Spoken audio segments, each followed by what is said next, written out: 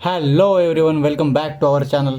तर या व्हिडिओमध्ये आज आपण class 9 standard maths 2 practice set 5.3 बघणार आहोत. याच्यामध्ये आपण या प्रॅक्टिस सेटमध्ये या लेक्चरमध्ये हे लेक्चर 1 आहे, याच्यामध्ये पहिले 3 क्वेश्चन बघणार आहोत आणि दुसऱ्या लेक्चरमध्ये रिमेनिंग 2 क्वेश्चन्सला बघणार आहोत. तर पहिला क्वेश्चन आहे, diagonals of a rectangle ABCD intersect at point O. तर फिगर काढू आपण. रेक्टँगल ABCD चे डायगोनल O पॉईंटमध्ये इंटरसेक्ट करतात. ABCD या रेक्टँगलचे डायगोनल O पॉईंटमध्ये इंटरसेक्ट करतात. त्या पॉईंटला नाव देऊ आपण, इंटरसेक्शन पॉईंटला O नाव देऊ आपण. नेक्स्ट काय म्हणतात ते, if AC is equals to 8 centimetre. आता पूर्ण ACची लेंथ किती आहे? 8 सेंटीमीटर. पूर्ण AC हा डायगोनल आहे तो 8 सेंटीमीटर आहे. Then find BO. तर ॲक्च्युली आपल्याला काय फाइंड करायचं आहे? BOची लेंथ फाइंड करायची. And angle CAD is 35 degree. Next काय विचारलं आपल्याला? नेक्स्ट काय दिलं आहे? CAD हा वाला अँगल आपल्याला दिला आहे 35 डिग्री. तर विचारले ACB हा वाला अँगल विचारला आहे आपल्याला. तर आपण बघूया ह्याला. तर सगळ्यात पहिलं आपल्याला गिवन काय दिले ते आपण लिहून घेऊ. गिवनमध्ये आपल्याला दिलं आहे की डायगोनल्स कुठं बायसेक्ट करतात? O मध्ये. Diagonals of rectangle ABCD bisect at O. कुठं बायसेक्ट करतायत ते? O पॉईंटला. नेक्स्ट अजून काय इन्फॉर्मेशन दिली आपल्याला? AC या डायगोनलची लेंथ दिली आहे 8 सेंटीमीटर आणि अजून एक अँगल पण दिलेला आहे आपल्याला, अँगल CAD. तो अँगल दिलेला आहे आपल्याला 35 डिग्री. तर आपल्याला नेक्स्ट आपण आपल्याला फाइंड आउट काय करायचं आहे?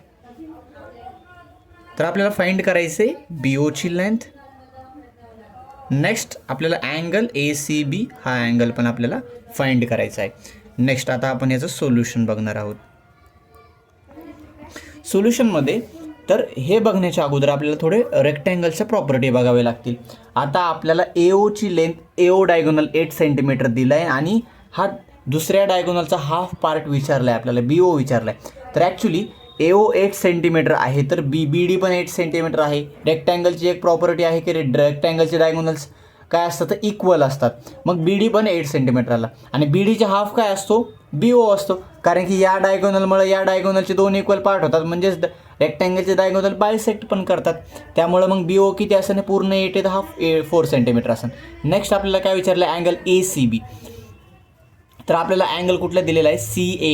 CAD हा वाला अँगल दिला आहे आपल्याला. असा इथं जो फॉर्म झाला आहे CAD हा अँगल किती आहे? 35 डिग्री. आता ह्या 2 पॅरलल लाईन आहेत, ही एक ट्रान्सवर्सल आहे. तर इथं असा उलटा झड फॉर्म होते. तर हे 2 अँगल कुठले झाले? अल्टरनेट. मग हा पण 35, तेच आपल्याला लिहायचं आहे. आता आपण सगळ्यात पहिलं रेक्टँगलचे आपण थोडे प्रॉपर्टी ज्या लागणार आहेत आपल्याला या क्वेश्चनमध्ये, त्या प्रॉपर्टीजला मी अंडरलाईन केलेलं आहे. पहिली प्रॉपर्टी काय कुठली लागणार आहे? Opposite sides of rectangle are parallel and equal. रेक्टँगलच्या अपोजिट साईड कशा असतात? पॅरलल असतात आणि इक्वल असतात. आणि ॲक्च्युली आपल्याला ही प्रॉपर्टी अँगल फाइंड करण्यासाठी लागणार आहे. दुसरी नेक्स्ट प्रॉपर्टी कुठली लागणार आहे आपल्याला? ही सगळ्यात पहिल्यांदा diagonals of rectangle bisect each other. रेक्टँगलचे डायगोनल बायसेक्ट इच अदर असतात आणि रेक्टँगलचे डायगोनल्स काय असतात? इक्वल असतात. हा एक पॉईंट लागणार आहे. रेक्टँगलचे डायगोनल कसे असतात? इक्वल असतात आणि रेक्टँगलचे डायगोनल काय करतात? एकमेकांना बायसेक्ट करतात. तर त्या प्रॉपर्टीचा यूज करून आपण याचं सोल्युशन बघूया. तर सगळ्यात पहिलं आपण लिहिणार AC diagonal is equal with कुठल्या डायगोनलसोबत इक्वल असणार आहे? तो BD डायगोनलसोबत. आणि ACची लेंथ किती आहे? 8 सेंटीमीटर आहे. ॲक्च्युली हे इक्वल असण्याचं रिझन काय आहे? Diagonals of rectangles are equal. रेक्टँगलचे डायगोनल्स कसे असतात? इक्वल असतात. त्यामुळे मी या डायगोनलला इक्वल केलं. आता नेक्स्ट मग त्यामुळं मी असं म्हणू शकतो BDची लेंथ किती आहे? 8 सेंटीमीटर. रिझन काय आहे? की AC पण 8 सेंटीमीटर आहे त्यामुळं. नेक्स्ट आता आपण BD नाही पाहिजे, आपल्याला BO पाहिजे. पण आपल्याला माहिती आहे BO BDच्या हाफ आहे, कारण की रेक्टँगलचे डायगोनल काय करतात? एकमेकांना बायसेक्ट करतात. मग मी असं लिहू शकतो BO is equals to half of BD. BDच्या हाफ आहे. रिझन काय आहे? Diagonals of rectangle bisect each other. एकमेकांना काय करतात? Bisect each other. एकमेकांना बायसेक्ट करतात.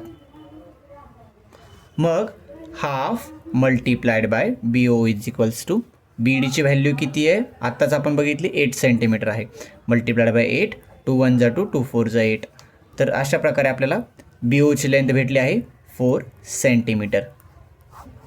हे आपण पहिलं सॉल्व केलेलं आहे टू फाइंडमधलं. आता आपल्याला अँगल ACB फाइंड करायचं आहे. तर ॲक्च्युली ACB, आता बघा या दोन लाईन पॅरलल आहेत. ही एक ट्रान्सवर्सल आहे आणि CAD नावाचा अँगल दिलेला आहे आपल्याला. तो अँगल किती आहे? 35 डिग्री. तर मग इथं एक झड फॉर्म होतो आहे का असा? ही पॅरलल लाईन, ही ट्रान्सवर्सल, ही पॅरलल लाईन. तर हे दोन प्रकारचे अँगल कुठले झाले? अल्टरनेट अँगल झाले. हे दोन प्रकारचे अँगल कुठले झाले? अल्टरनेट अँगल झाले. मग अल्टरनेट अँगल इक्वल असतात. आधी आपण लिहू opposite sides of rectangle are parallel. रेक्टँगलच्या अपोजिट साईड कशा असतात? पॅरलल असतात. मग रेक्टँगलच्या अपोजिट साईड पॅरलल आहे तर मी आता म्हणू शकतो line AD is parallel with line BC. या दोन लाईन पॅरलल आणि and AC is transversal. AC काय आहे? ट्रान्सवर्सल आहे. मग मी म्हणू शकतो हे अँगल झाले अल्टरनेट अँगल. मग देअरफॉर मी म्हणू शकतो angle CAD is equals with angle ACB. Is equals with angle ACB. Reason काय असणार? Alternate angles. देअरफॉर मग CAD किती दिलेलं आहे आपल्याला? ॲक्च्युली 35. मग ACB पण किती असणार? 35. मग देअरफॉर मी म्हणू शकतो अँगल ACB किती आहे? 35 डिग्री. रिझन काय आहे? तर CADची व्हॅल्यू आहे. अँगल CADची व्हॅल्यू काय आहे? 35. त्यामुळे मग अशा प्रकारे मी हे पण फाइंड आउट केलं. दुसरं जे फाइंड आउट करायचं होतं त्या अशा प्रकारे हा क्वेश्चन झाला. आता नेक्स्ट क्वेश्चन आपण बघणार आहोत. या क्वेश्चनमध्ये काय सांगितलं आपल्याला? In a rhombus PQRS if PQ is equal to 7 centimetre. तर सगळ्यात पहिलं हा एक रोम्बस आपण ड्रॉ करून घेऊ.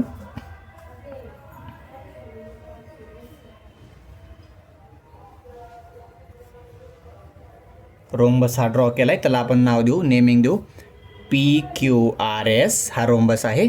तर PQ किती आहे? 7.5 दिले आहे आपल्याला. Okay. Then find QR. Actually आपल्याला काय फाइंड करायचं? QR फाइंड करायचं. नेक्स्ट काय? QPS. अँगल QPS हा वाला अँगल किती दिला आहे? 75 डिग्री दिला आहे. तर आपल्याला देन फाइंड काय करायचं? अँगल PQR हा वाला अँगल फाइंड करायचा आहे अँड SRQ हा वाला अँगल फाइंड करायचा आहे. तर आपण ह्याचं गिवन लिहून घेऊया सगळ्यात पहिलं. तर आपल्याला गिवनमध्ये काय दिलं आहे की quadrilateral PQRS is a rhombus. हा कुठल्या प्रकारचा क्वाड्रिलॅटरल आहे? रोम्बस. नेक्स्ट अजून काय इन्फॉर्मेशन दिले? रोम्बसची एक साईड दिली आहे 7.5.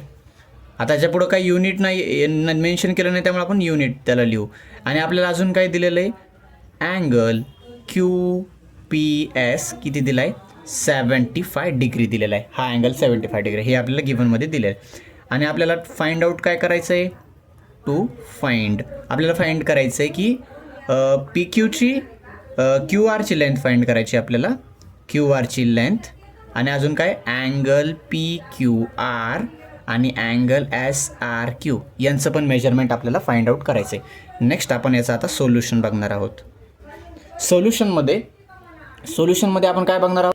नेक्स्ट आता हे बघण्याच्या अगोदर आपण रेक्टँगल्स किंवा रोम्बस जो आहे आपला त्या रोम्बसच्या थोड्या प्रॉपर्टी या क्वेश्चनमध्ये कुठल्या लागणार आहेत त्या बघणार आहोत.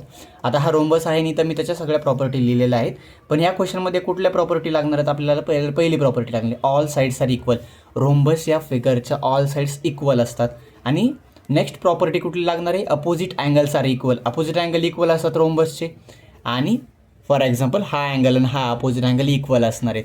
आणि ॲडजसंट अँगल्स आर सप्लिमेंटरी. आणि हे जे दोन ॲडजसंट अँगल असतात ते काय असतात? सप्लिमेंटरी. म्हणजे दोन ॲडजसंट अँगलची सम किती असणार आहे? 180 डिग्री.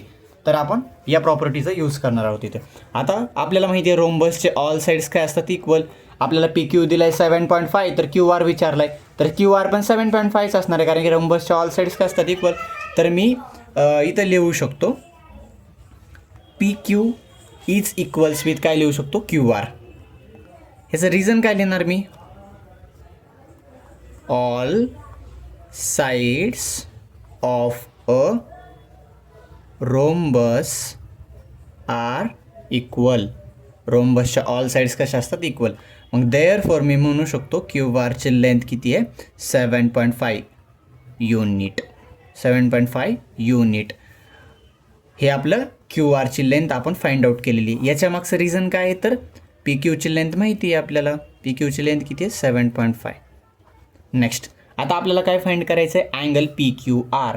पी क्यू आर हा वाला अँगल फाइंड आउट करायचं आहे. मी आत्ताच प्रॉपर्टी वाचली होती की हे दोन अँगल कुठल्या प्रकारचे आहेत ॲडजसंट अँगल. आणि रोम्बस हा रोम्बसच्या अपोजिट साईड पॅरल असतात म्हणजेच रोम्बस पण एक पॅरलोग्राम आहे. मग पॅरलोग्रामचे ॲडजसंट अँगल कसे असतात सप्लिमेंटरी. मग रोम्बसचे ॲडजसंट अँगल पण कसे असतात सप्लिमेंटरी. म्हणजेच या दोन अँगलची सम 180 असणार आहे. मग मी आता सेकंड केसमध्ये काय करणार आहे आपला जो अँगल होता कुठला अँगल दिलेला आपल्याला as Q P S. Angle Q P S plus हा अँगल आणि ह्या अँगलची सम किती असणार आहे 180. अँगल कुठला पी क्यू आर जो की आपल्याला फाइंड आउट करायचा आहे. या दोघांची सम 180 डिग्री आहे. रिझन काय आहे adjacent angles of rhombus are supplementary. Adjacent angle कसे असतात रोम्बसचे सप्लिमेंटरी. ठीक आहे तर मग आपण क्यू पी एस आपल्याला माहिती आहे गिवनमध्येच दिलेला आहे. क्यू पी एस किती आहे तर क्यू पी एस 75 आहे. तर आपण इथं त्याची व्हॅल्यू डायरेक्ट लिहूया 75 plus angle P Q R is equals to 180 degree. Next ही व्हॅल्यू कुठून घेतली आपण गिवनमध्येच दिलेली आपल्याला किंवा असं लिहू शकतो आपण क्यू पी एसची व्हॅल्यू किती आहे 75 degree. Next angle P Q R is equals to 180. 75 इकडं प्लसमध्ये इकडं मायनसमध्ये आला. यांचं जर सबट्रॅक्शन केलं आपण तर काय येईल 105. मग अँगल पी क्यू आर किती आला आहे 105 डिग्री आला आहे. आता नेक्स्ट आपल्याला अजून काय फाइंड करायचं होतं S R Q. S R Q जर आपण नीट बघितलं तर हे दोन अँगल अपोजिट अँगल्स आहेत आणि आपण आताच बघितलं की रोम्बसचे अपोजिट अँगल कसे असतात इक्वल असतात. मग हा 75 तर हा 75. मी इथं लिहू शकतो अँगल कुठला S P Q is equals with कुठल्या अँगलसोबत एस आर क्यू सोबत. Angle S R Q reason काय अपोजिट अँगल्स ऑफ रोम्बस.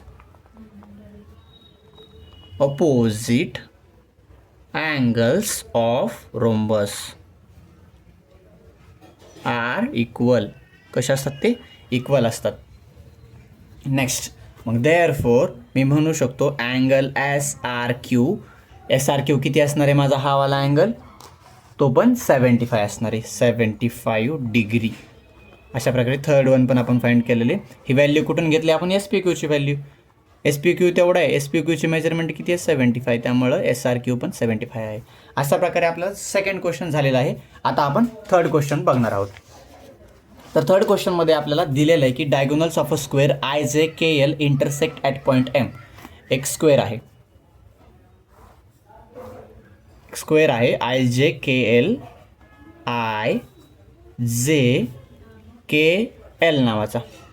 याची डायगोनल्स इंटरसेक्ट करतात एम पॉईंटमध्ये. कुठल्या पॉईंटमध्ये इंटरसेक्ट करतात एम पॉईंटमध्ये डायगोनल्स याचे इंटरसेक्ट करतात. आणि आपल्याला विचारले की find the measure of angle I M J हा वाला अँगल जे आय के हा वाला अँगल आणि कुठला एल जे के हा वाला अँगल फाइंड आउट करायचा आहे. तर आपण आधी गिवन लिहून घेऊया. गिवनमध्ये आपल्याला काय दिलं आहे diagonals of square I J K L intersect at point M. कुठल्या पॉईंटला इंटरसेक्ट करतात? एम पॉईंटला. आणि आपल्याला टू फाइंडमध्ये काय लिहायचं आहे? टू फाइंडमध्ये आपल्याला 3 अँगल फाइंड करायचे आहेत. अँगल पहिला कुठला आहे? IMJ. दुसरा अँगल कुठला आहे? JIK. आणि तिसरा अँगल कुठला आहे? LJK. नेक्स्ट याचं आपण सोल्युशन बघूया आता. तर सोल्युशनमध्ये सगळ्यात पहिलं आता आपण IMJ नावाचा अँगल बघायचा आपल्याला. तर स्क्वेअरची एक प्रॉपर्टी आहे की स्क्वेअरचे डायगोनल्स एकमेकांना परपेंडिक्युलर असतात. म्हणजेच दोन डायगोनल्समध्ये कुठला अँगल असतो? 90 डिग्री अँगल असतो. तर मग मी असं म्हणू शकतो की IK इज परपेंडिक्युलर. IK हा डायगोनल परपेंडिक्युलर कुठल्या डायगोनल असणार आहे? JL या डायगोनलला परपेंडिक्युलर. रिझन काय आहे? ह्याचं रिझन काय लिहिणार आपण? Diagonals of square are perpendicular to each other.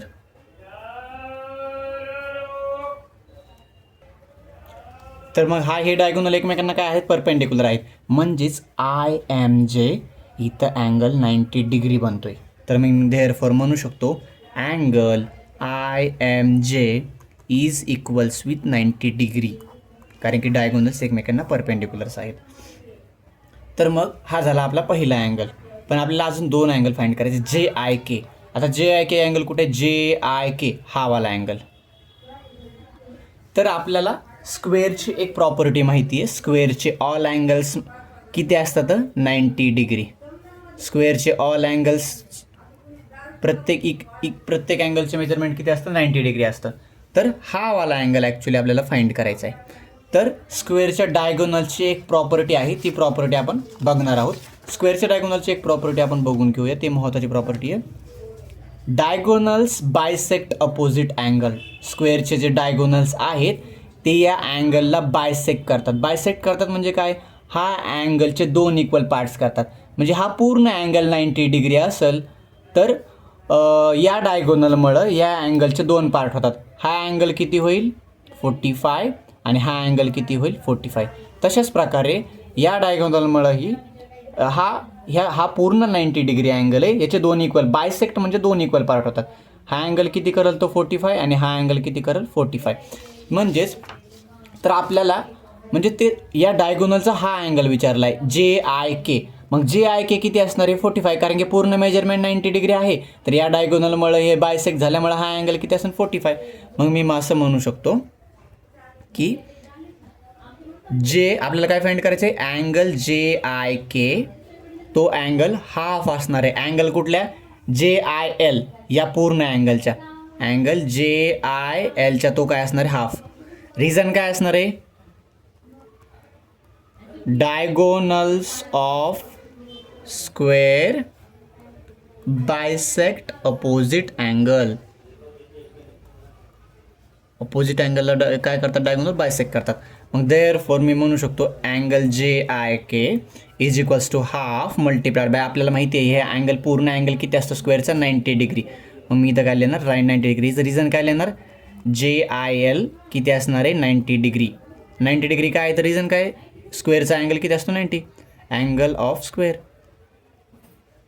Angles of square. मग 90ला जर आपण 2ने डिवाइड केलं तर किती आन्सर येईल? 45. मग अँगल JIK किती आला आपला? 45 डिग्री. नेक्स्ट थर्ड अँगल आपल्याला कुठला फाइंड करायचा आहे? LJK. LJK हा वाला अँगल. अगेन हा डायगोनल आहे. पूर्ण अँगल 90 डिग्री आहे. आणि या डायगोनलमुळं या अँगलचे 2 पार्ट इक्वल पार्ट झालेत. हा 45, हा 45. तर हा किती असेल? 45. मग परत मी लिहिणार angle LJK is equals to half of angle IJK. LJK हा वाला अँगल IJKच्या कसा असणार आहे? हाफ असणार आहे. हिचं वन्स अगेन रिझन काय लिहिणार मी? Diagonals of square bisect opposite angle. ठीक आहे. तर मग angle LJK is equals to half multiplied by I J K किती आहे, पूर्ण अँगल किती असतं स्क्वेअरचा 90 डिग्री. मग आय जे केची व्हॅल्यू किती असेल 90 डिग्री. रिझन काय आहे की आय जे के किती आहे, angle I J K 90 degree आहे आणि तो 90 डिग्री काय आहे, अँगल ऑफ अ स्क्वेअर.